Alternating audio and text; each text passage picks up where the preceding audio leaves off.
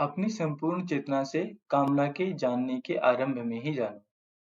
इस विधि के संबंध में मूल बात है संपूर्ण चेतना। यदि तुम किसी भी चीज पर अपनी संपूर्ण चेतना लगा दो, तो वह एक रूपांतरणकारी शक्ति बन जाएगी। जब भी तुम संपूर्ण होते हो, किसी चीज में भी तभी रूपांतरण होता है। लेकिन यह कठिन है, क्योंकि हम जहाँ भी हैं, बस आंशिक ही हैं, समग्रता में नहीं हैं। यहाँ तुम मुझे सुन रहे हो, यह सुनना ही रूपांतरण हो सकता है, यदि तुम समग्रता से सुनो। इस क्षण में अभी और यहीं, यदि सुनना तुम्हारी समग्रता हो, तो वह सुनना एक ध्यान बन जाएगा। तुम आनंद के एक अलग ही आयाम में, एक दूसरे ही वास्तविकता में प्रवेश कर जाओगे। लेकिन तुम समग्र नहीं हो। मनुष्य के मन के साथ यही मुश्किल है। वह सदैव आंशिक ही होता है।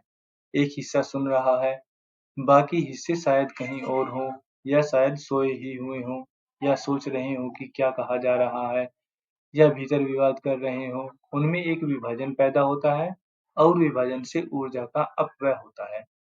तो कुछ भी करो, उसमें अपने पूरे प्राण डाल दो। जब तुम कुछ भी नहीं बचाते, छोटा सा हिस्सा भी अलग नहीं रहता। जब तुम एक समग्र, संपूर्ण छलांग ले लेते हो, तुम्हारे पूरे प्राण उसमें लग जाते हैं, तभी कोई कृत्य ध्यानपूर्ण होता है।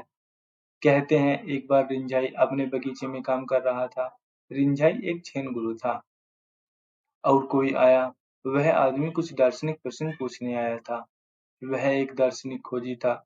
उसे नहीं पता था कि जो आदमी बगीचे में काम कर रहा है, वही रिंझाई है। उसने सोचा कि यह कोई माली है, कोई नौकर होगा। तो उसने पूछा, रिंझाई कहाँ है? रिंझाई ने कहा, रिंझाई तो हमेशा यहीं है। स्वभावतः उस आदमी ने सोचा कि माली कुछ पागल लगता है, क्योंकि उसने कहा रिंझाई तो हमेशा यहीं है। तो उसने सोचा कि इस आदमी से और कुछ पूछना ठीक नहीं होगा, और वह किसी से पूछने के लिए जाने लगा। रिंझाई ने कहा, कहीं मत जाओ, क्योंकि तुम उसे कहीं भी नहीं पाओगे। लेकिन वह तो उस पागल आदमी से बचकर भाग गया। फिर उसने औरों से पूछा, तो वे बोले, जिस व्यक्ति से पहले तुम मिले थे, वही तो रिंझाई है। तो वह वापस आया और बोला, मुझे क्षमा करें, बहुत खेद है मुझे। मैंने सोचा कि आप पागल हैं। मैं कुछ पूछने आया हूँ। मैं जानना चाहता हूँ कि सत्य क्या है। उसे जानने के लिए मैं क्या करूँ? रिंझाई ने कहा, तुम जो करना चाहो वही करो, लेकिन समग्रता में रहो। सवाल यह नहीं है कि तुम क्या करते हो, यह बात ही असंगत है। सवाल यह है कि तुम उसे समग्रता से करो। उदाहरण के लिए, रिंझाई बोला, जब मैं एक गड्ढा खोद रहा था, तो मेरी समग्रता गड्ढा खोदना हो गई थी। पीछे कोई रिंझाई नहीं था। पूरा का पूरा खोदने में लग गया है। असल में कोई खोदने वाला नहीं बचा, बस खोदने की क्रिया ही बची है। यदि खोदने वाला बचे, तो तुम बट गए। तुम मुझे सुन रहे हो। यदि सुनने वाला बचे, तो तुम समग्र नहीं हुए। यदि केवल सुनना ही हो, और पीछे कोई सुनने वाला न बचे, तो तुम समग्र हो गए। अभी और यहीं, फिर यह क्षण ही ध्यान बन जाता है। इस सूत्र में शिव कहते हैं, अपनी संपूर्ण चेतना से कामना के जानने के आरंभ में ही जानो। यदि तुम्हारे भीतर कोई कामना उठे, तो तंत्र उसे लड़ने को नहीं कहता। वह व्यर्थ है। कामना से कोई भी नहीं लड़ सकता। यह मूर्खता भी है, क्योंकि जब भी अपने भीतर तुम किसी चीज से लड़ने लगते हो, तो तुम स्वयं से ही लड़ रहे हो। तुम विक्षिप्त हो जाओगे, तुम्हारा व्यक्तित्व खंडित हो जाएगा। और इन सारे तथाकथित धर्मों ने मनुष्यता को धीरे धीरे विकसित होने में सहयोग दिया है। हर कोई बंटा हुआ है, हर कोई खंडित है, और स्वयं से लड़ रहा है, क्योंकि तथाकथित धर्मों ने तुम्हें बताया है कि यह बुरा है, यह मत करो। लेकिन यदि कामना उठती है, तो तुम क्या कर रहे हो? तुम कामना से लड़ रहे हो। तंत्र कहता है कि कामना से मत लड़ो, लेकिन इसका अर्थ यह नहीं है कि तुम उसके शिकार हो जाओ। इसका अर्थ यह नहीं है कि तुम उसमें लिप्त हो जाओ।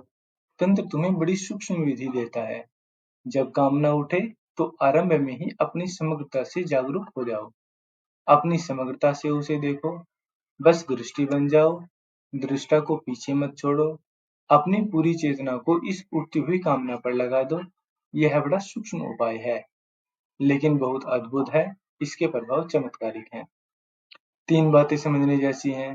पहली, जब कामना उठ ही रही है, तो तुम कुछ नहीं कर सकते। तब वह अपना रास्ता पूरा करेगी, अपना वर्तुल पूरा करेगी। तुम कुछ भी नहीं कर सकते। आरंभ में ही कुछ किया जा सकता है। बीज को तभी और वहीं जला देना चाहिए। एक बार बीज अंकुरित हो जाए और वृक्ष विकसित होने लगे, तो कुछ करना कठिन होगा, लगभग असंभव ही होगा। तुम जो भी करोगे, उससे और संताप ही पैदा होगा, ऊर्जा ही नष्ट होगी, विक्षिप्तता, निर्बलता ही पैदा होगी। तो जब कामना उठे, आरंभ ही हो, पहली झलक में ही, पहले आभास में ही कि कामना उठ रही है, अपनी संपूर्ण चेतना को, अपने प्राणों की समग्रता को उसे देखने में लगा दो। कुछ भी मत करो और कुछ करने की जरूरत भी नहीं। समग्र प्राणों से देखने पर दृष्टि इतनी आग्नेय हो जाती है कि बिना किसी संघर्ष के, बिना किसी विवाद के, बिना किसी विरोध के बीज जल जाता है।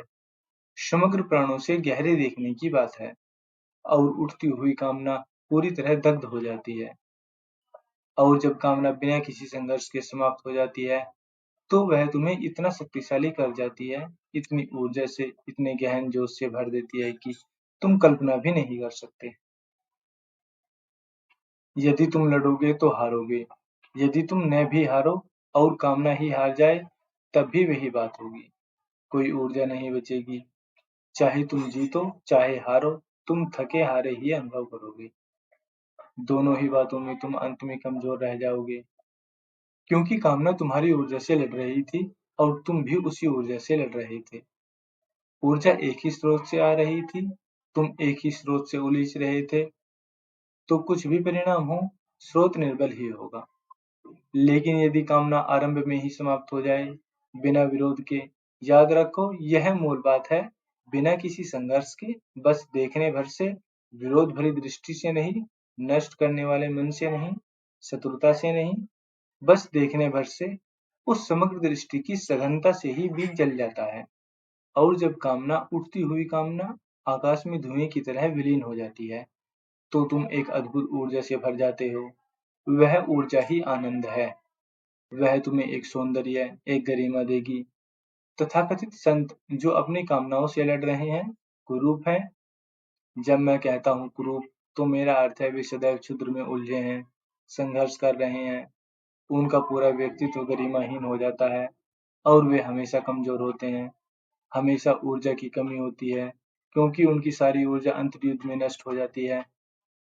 बुद्ध पुरुष बिल्कुल भिन्न होता है और बुद्ध के व्यक्तित्व में जो गरिमा प्रकट है, वह बिना संघर्ष के, बिना युद्ध के, बिना किसी अंतर्हिंसा के नष्ट हो गई कामनाओं के कारण है। अपनी संपूर्ण चेतना से, कामना से जानने के आरंभ में ही जानो। उसी क्षण में बस जानो, अवलोकन करो, देखो, कुछ भी मत करो और कुछ भी नहीं चाहिए। बस इतना ही चाहिए कि तुम्हारे समग्र प्राण वहां उपस्थित हों। तुम्हारी पूर्ण उपस्थिति चाहिए। बिना किसी हिंसा के परम बुद्धत्व उपलब्ध करने का यह एक राज है। और याद रखो, परमात्मा के राज्य में तुम हिंसा से प्रवेश नहीं कर सकते। नहीं, वे द्वार तुम्हारे लिए कभी नहीं खुलेंगे, भले ही तुम कितनी ही दस्तक दो। खटखटाओ और खटखटाते ही जाओ। तुम अपना सिर फोड़ ले सकते हो, लेकिन वे द्वार कभी नहीं खुलेंगे। लेकिन जो भीतर गहरे में अहिंसक है और किसी चीज से नहीं लड़ रहे हैं, उनके लिए वे द्वार सदा खुले हैं, कभी बंद ही नहीं थे। जीसस कहते हैं, दस्तक दो और तुम्हारे लिए द्वार खुल जाएंगे। मैं तुमसे कहता हूँ कि दस्तक देने की भी जरूरत नहीं है। देखो, द्वार खुले ही हुए हैं, वे सदा से ही खुले हुए हैं। वे कभी बंद नहीं थे। बस एक गहन, समग्र, संपूर्ण, अखंड दृष्टि से देखो।